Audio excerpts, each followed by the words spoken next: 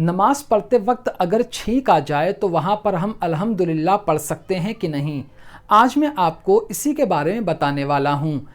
ناظرین، تکبیر تحریمہ یعنی اللہ اکبر بول کر ہم نماز کو شروع کرتے ہیں اور سلام پھیر کر ہم نماز کو مکمل کرتے ہیں۔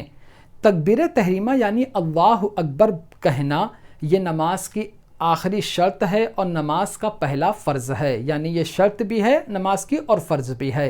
تو اسی سے پتہ چلتا ہے کہ اس کی کتنی زیادہ اہمیت ہے۔ آپ نے کبھی غور کیا کہ تکبیر تحریمہ کو تکبیر تحریمہ کیوں کہتے ہیں؟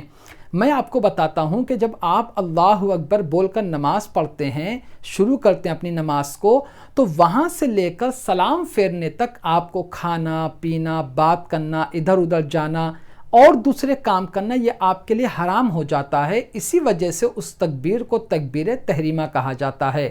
تو یہ تو آپ نے سمجھ لیا۔ اب ایک بات میں آپ کو اور بتاتا ہوں کہ شریعت نے نماز کے ایسے قوانین بنا دیے ہیں کہ ہر چیز کو اسی کی جگہ پر ادا کرنا چاہیے۔ مثال کے طور پر ہم قیام میں کھڑے ہو کر ہم کیا پڑھتے ہیں؟ قرآن پاک کی تلاوت کرتے ہیں، ثنا پڑھتے ہیں، اعوذ باللہ من الشیطان الرجیم بسم اللہ الرحمن الرحیم پڑھتے ہیں نا۔ لیکن کیا رکوع میں کوئی یہ پڑھ سکتا ہے؟ نہیں۔ تشہد میں اتحیات وغیرہ جہاں پڑھتے ہیں وہاں یہ پڑھ سکتے ہیں؟ نہیں۔ اسی طرح اگر آپ اتحیات میں قرآن پاک کی تلاوت کریں، وہاں ثنا پڑھیں تو یہ تو غلط ہوگا نا۔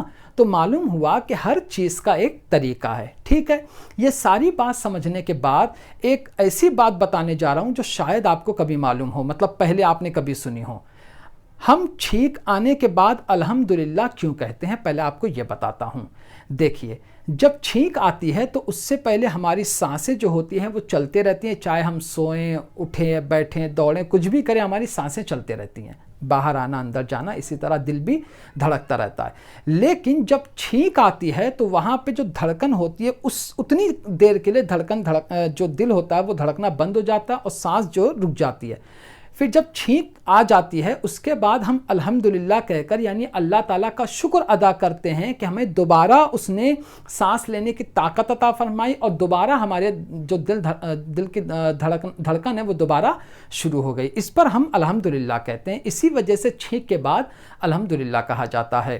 ایک بات یاد رکھنا کہ چھینک ہمیشہ اللہ تعالیٰ کی طرف سے ہوتی ہے، اور جماہی جیسے مطلب آپ نے دیکھا ہوگا ایسا کر کے آتی نا، اس کو جماہی بولتے ہیں، یہ شیطان کی طرف سے ہوتا ہے۔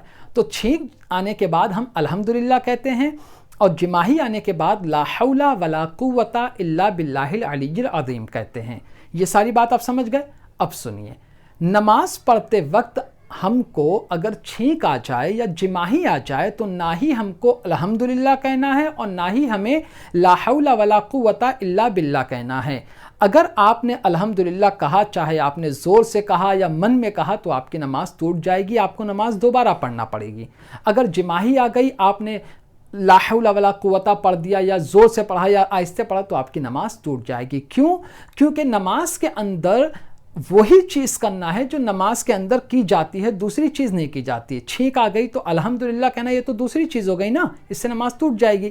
جماہی آ گئی، لا حول ولا قوت الا باللہ کہنا، یہ تو دوسری چیز ہو گئی۔ تو آپ خیال رکھیں، چھینک آ رہی ہے تو آپ کچھ نہ پڑھیں، جماہی آ رہی ہے آپ اس کو روکنے کی کوشش کریں، اور مطلب وہاں پہ آپ کو کچھ نہیں کہنا ہے۔ ایک آخری بات آپ کو بتا دوں، جماہی جو ہوتی ہے وہ شیطان کی طرف سے ہوتی ہے۔ اسی وجہ سے انبیاء کرام اور رسولوں کو کبھی بھی جماہی نہیں آتی ہے، کیونکہ وہ شیطان کی طرف سے ہے۔ تو امید کرتا ہوں ساری باتیں سمجھ گئے ہوں گے۔ تو آج کی ویڈیو میں صرف اتنا ہی۔ السلام علیکم۔